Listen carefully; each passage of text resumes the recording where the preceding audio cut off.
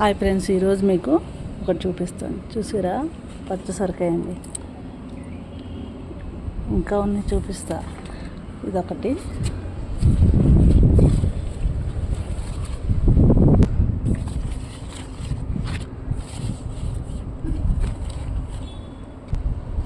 ఇదిగోండి. అక్కడొకటి, ఇక్కడొకటి, 2, ఇదిగోండి 3. చూసారా, ఇది బాగా పెద్దగా అయింది, లేతగా ఉందన్నమాట. చాలా పెద్దగా అవుతుంది, మీకు అయినాక కూడా చూపిస్తాను, ఓకేనా.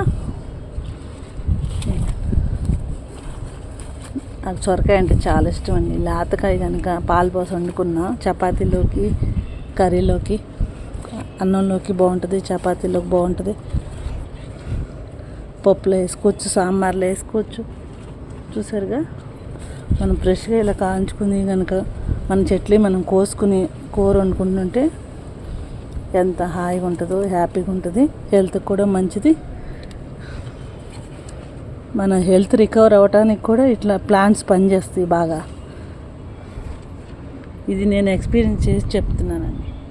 మన ఆరోగ్యం సరిగా లేదని ఖాళీగా కూర్చునే కంటే ఇట్లా 4 మొక్కలు పెంచుకొని ఏదో ఒకటి కాయలో పువ్వులో పువ్వులు పూంచుకుంటా, కాయలు పూంచుకుంటా, కాయలు కాపించుకొని ఇట్లా కట్ చేసుకుంటూ కూర చేసుకుంటే చాలా టేస్టీగా ఉంటాయి, హెల్త్కి కూడా మంచిది.